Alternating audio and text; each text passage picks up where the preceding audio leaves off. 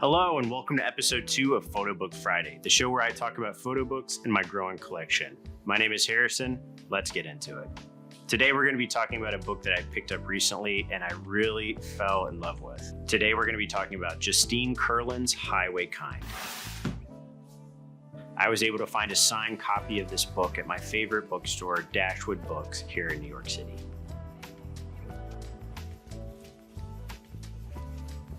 If you're ever in New York, I highly encourage you to check out the store. The staff there are unbelievably friendly and the selection is out of this world. This book, released in 2016, shows Justine's trips crisscrossing America. Justine Kurland in this book uses a variety of formats, but what's really startling is Justine's 4x5 large format work. The level of detail that she's able to capture in these photos is staggering, and especially with subject matter that's really hard to take on large format. You know, large format cameras, while they give you the detail and the quality, they really slow you down. These are cameras that are incredibly detailed and difficult to use sometimes. They're not your quick snapshot camera. I think it takes someone who's a true technician to know how to use them. You can tell automatically that Justine is a technician with working with large format cameras. She really knows what she's doing. I love the painterly quality of her work. Sometimes they almost feel like they could be hanging at the Renaissance section of the Met. Her work makes me feel the freedom and the loneliness of the road. I love this writing at the beginning of the book. Still moving. I am bound more to my sentences the more you batter at me to follow you. Although this book features people who are low income or living in rural areas, I never felt like Justine was giving them a judging eye. You could tell that Justine put her heart and soul into this work. Someone who is truly dedicated to the life of an artist. I love this photo titled Claire, 8th Ward, 2012. Something evokes an outsider's lifestyle. Someone on the fringes who's alone, even in their own outside group.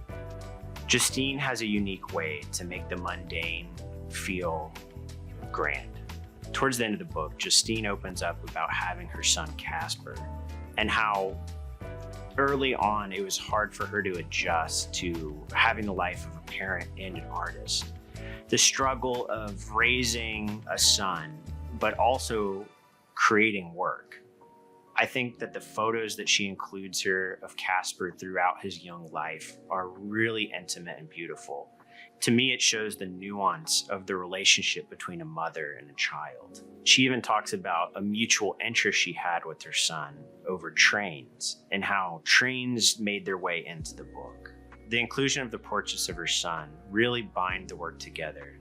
And although she says later on that this was because it was hard to juggle both being a parent and taking photos, and that oftentimes her son became a subject out of chance. I think it's so beautiful the way she articulates her struggles to find a balance between raising her son and creating photographic work. I think it's a takeaway that we can all use, something where we make excuses for not having enough time. There's always a way to carve out moments, even if it's taking photos of your friends and family like she does of her son Casper. I love what she's written towards the end, talking about this time. The road cemented our togetherness, at times in brutal ways. Casper was the constant focus of my attention, and I struggled to find space in which to work.